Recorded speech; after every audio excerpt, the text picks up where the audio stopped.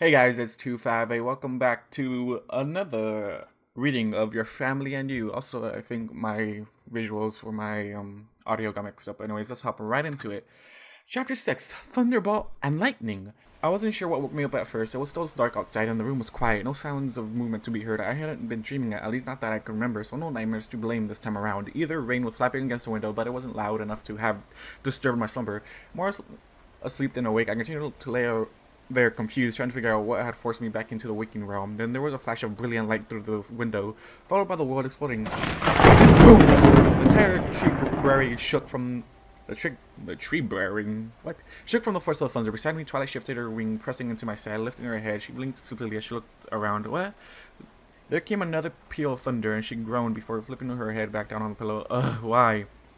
I thought rain wasn't on the schedule until next week, I murmured, throwing an arm over my eyes. I wasn't supposed to come until next week, Twilight mumbled back. Did somebody fuck up? No, it's probably just a little rogue storm from the Everfree. The water team will most likely deal with it in the morning after it's had some time to blow itself out. Rain lashed against the window, hard as the wind suddenly picked up. The outer limbs of the library's branches groaned as they swayed and shifted in the gale. Is that something we should be worried about? I asked, not opening my eyes. Twilight hummed for a moment before asking, are all the windows closed downstairs? I thought about it for a moment before nodding, my arms still across my face. Yes, they are. Beside me. Twilight shifted about until she was facing me. Are you sure? Yes. Like 100% sure? No. No, I wouldn't be sure, Max. Don't do that. Positive. Avera and I closed all of them earlier because the mosquitoes were coming in and there's only one blood drinker allowed in this library. Then we'll be fine, she yawned. The library has enchantments in place for such a thing. We might lose a few smaller branches, but the main ones won't be affected. I felt her wiggle about before a sudden weight settled on my chest. Quickly opening my eye, I peered down to find that she had placed her head on my chest. I smiled before laying my own head back down on my pillow. We both lay there for a while, listening to the rain outside as we dozed. Every so often, Twilight or I would start to fall asleep again, only for a loud clap of thunder to jerk us awake again. During that time, Twilight had snuggled closer, her wing now laying across my stomach. Almost unconsciously, I ran my fingers gently over the feathers. That feels nice, she murmured, her words slurred and barely audible. Do that some more. Without opening my eyes, I ran my fingertips over the edges of her primaries and the tiny barbs of the veins shifting beneath my touch. I played with them for a moment before wiggling my fingers down into the downy feathers near the base of the wings. As I did so, a strange sound reached my ears, just barely audible over the sound of the rain. It took me a moment to realize that it was coming from Twilight, and it sounded almost like... Are you purring, I murmured? Nah, came the muffled reply as she buried her head further into my shirt. What are you, a fucking cat? No, talking, just rubbing. Whatever. I grunted, although the corners of my mouth twitched upwards. Fucking cat tone. Giving her wing one last scratch, I rested my hand on top of her feathers. After that, I shifted slightly, trying to find a position that was comfortable for both of us. There was some protest from Twilight as I moved, but it quickly changed to a hum of happiness when I draped my other arm about her shoulders. Both now comfortable, we were starting to drift out again with another explosion of thunder rocked the entire tree again, this time followed by the sound of splitting wood as several of the smaller branches came close. Shit, I huffed.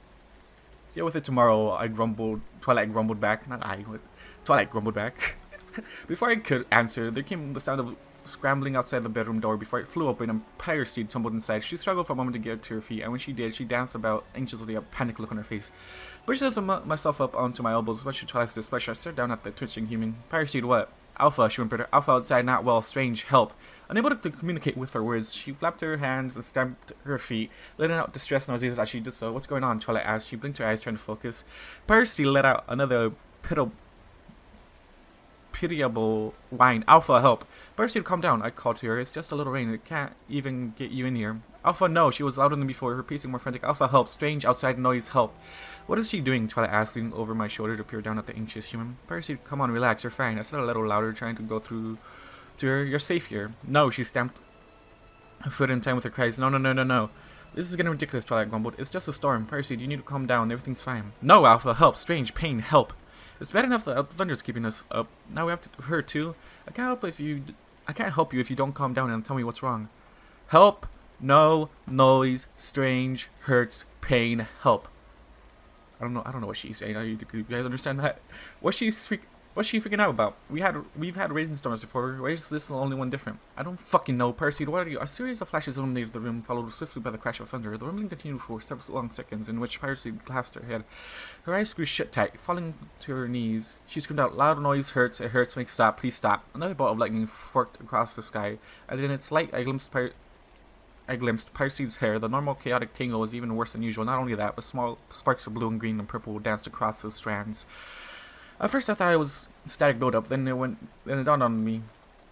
It's the storm, I breathed, eyes wide. Twilight, it's the storm. She gave me a weird look. What? It can't be. We've had thunderstorms before. She's never reacted like this before. Not ones from the Everfree I can encounter. Twilight opened her mouth, only to pause, and an unsure look on her face. Can it really make that much of a difference? Just look at her hair, I said, pointing down at Pyrseid, who was now rocking back and forth in a crouched position. That doesn't look like normal static electricity, does it? As narrating, Twilight leaned over the edge of the bed and peered downwards. She was still a moment before falling back with a sigh. I can't be sure, but from this distance, that does look like a magic buildup. Is it dangerous? Wait. A storm with magical elements? Wait, it makes sense. But what? And like, it makes sense, but it doesn't make sense at the same time, you know? At this moment, no, Twilight said with a shake of her head. I had to take days or even weeks of constant build-up for her to reach dangerous levels. Given how she's reacting, though, it's probably uncomfortable. From down below, Pyrseid let out another whimper. So what should we do about this? I asked. Twilight stared at me for a moment, her eyes dropping a bloodshot before she closed them and exhaled through her nose. A moment later, her horn lit up, and with a yelp, Pyrseid was lifted into the air. Too tired to deal with this right now, Twilight grumbled, levitating Pyrseid up. She deposited her unceremoniously into the bed, dumping her down on the other side of me. As she landed, Pyrseid tumbled into me. The moment she touched me, I was hit with a static shock that oddly filled my mouth with a faint taste of metal and cotton candy. Almost immediately, Pyrseid grew calmer. I said intelligently. If she stays in close proximity to us, the magic should dissipate naturally and ease any discomfort. Twilight huffed. Leaning around me, she pressed her nose against Pyrseid's. You can sleep in our bed for just tonight, and tonight only. Got it? Oh, and just a friendly reminder, he's mine. Twilight, man. I love how Twilight's still like too tired to deal with it, but he's mine. Got it? Pyrseid blinked at her before giving a tentative nod. Good. Pulling back, Twilight pushed me back down into a lying position before returning her head to my chest and placing a wing possessively across my stomach. Pyrseid watched her curiously for a moment before burying herself under the covers. A mound under the sheets shifted about as she got comfortable, and I felt her back pressed up against my leg. Alpha, she murmured sleepily. Twilight huffed before trying to scoot closer to me, which would be impossible unless she laid on top of me. What are you doing? I asked, fighting back a yawn. Getting comfortable, she replied. This is a two-pony bed, so a third individual makes it kind of cramped. She was right, of course, which Pyrseid under the sheets as well. Twilight was practically against the wall, and if I moved over a few inches, Pyrseid would fall off the edge. Fam, just put Twilight on top of you. I think it's fine, since, you know, you're mates and all. Like, actual, like, you know, mare and Colt, I guess. I considered her words for a moment. As I did so, there came another flash of lightning and a peal of thunder under the covers. Pyrseid flinched back against my leg. We'll be fine, I told Twilight. It's just for tonight. Maybe, Twilight grumbled. This is your fault, by the way, she added tiredly. She's technically your responsibility. Practically all of the ponies in this library are my responsibility, I mumbled. And, Twilight yawned, that point stands. You don't see any pony I'm responsible for trying to get in our bed. Twilight. At the trembling voice, we both glanced at the door. Spike was peering nervously around the doorway, a blanket clutched in his claws. Spike, what are you doing awake? Twilight asked. I heard the thunder, the young dragon said, and, well, I'm not scared or anything, but I figured I'd come and see if you needed me to sleep with you, just in case, you know, you were scared. He gave us a hopeful grin, even as he rubbed the blanket in his claws. So, can I sleep with you guys tonight? My boy, Spike out here, I love him so much. It's just so adorable out of nowhere. Holding my head around, I smirked at Twilight. She refused to look at me, her cheeks puffing out as a light blush touched them. After a moment, she sighed. Yeah, you're responsible for Spike, alright? Mac is responsible for Pyrseid and every other pony. You're responsible for Spike. I love it. Okay, Spike, you can sleep with us tonight, she said softly. His eyes lit up, and he quickly scampered across the room and up to the loft. With nimble dexterity I'd never known he had, he jumped onto the bed. Thanks, Twilight, you're the best. Nah, that I'm, you know, scared or anything. Yeah, I snickered. Just get comfortable, dude. We all need to sleep. Saluting, Spike carefully moved. I like how Spike just salutes him. Like, what is this relationship? Is he just a commander now? Makes sense. He's the alpha for all humans, but come on. Saluting, Spike carefully moved between Twilight and the wall before digging his way under the covers. There was some shifting about before you heard him gasp. Hey, what are you doing here? There followed a small chirp. Sleep, alpha, help, no hurt. I wasn't going to hurt you? No, tiny one, no hurt. Storm hurt. What? Twilight groaned as the two of them continued their back and forth. Their voices muffled beneath the sheets. This was a bad idea. Bets on how much sleep you're going to get tonight, I whispered back. Probably very little. Yeah, that's what I was thinking. I was silent for a moment before chuckling humorously. I swear, it's like living with two fucking fools. Oh, you're gonna figure out that life sooner or later, boy. So I inhaled sharply, her body stiffening against mine, barely able to keep my eyes open. I lifted my head with great effort in order to look at her. What's wrong? No, nothing, she said, a little too quickly. It's nothing. I was fighting back a yawn, and Parachute happened to shock me at the same time. Yeah, that's it. Really tired. I stared at her for a moment, and she gave me a weak smile before my head fell back against my pillow. Whatever, too tired to sleep.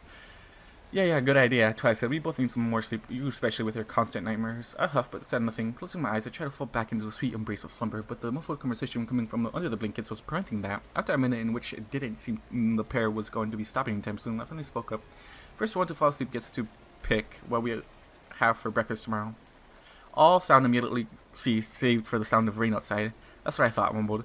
Sitting back down, the four of us slowly drifted back off to sleep, the storm outside continuing to rage, yet not sounding as fierce as it did a few minutes ago. The end. Twilight, you have to tell him, Twilight, come on, you forgot you were pregnant, didn't you? You forgot you were pregnant. You forgot to tell him you're pregnant. Come on, Twilight, come on, please tell him you're pregnant. I'm hoping to have Max's reaction actually be good and be like, alright, that's fine.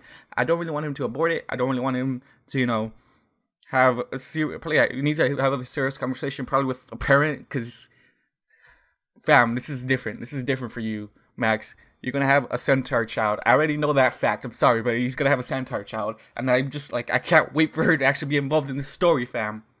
But God, this family shit. Hopefully that doesn't demonetize me. I've said like 2 swear words so far, 3 probably.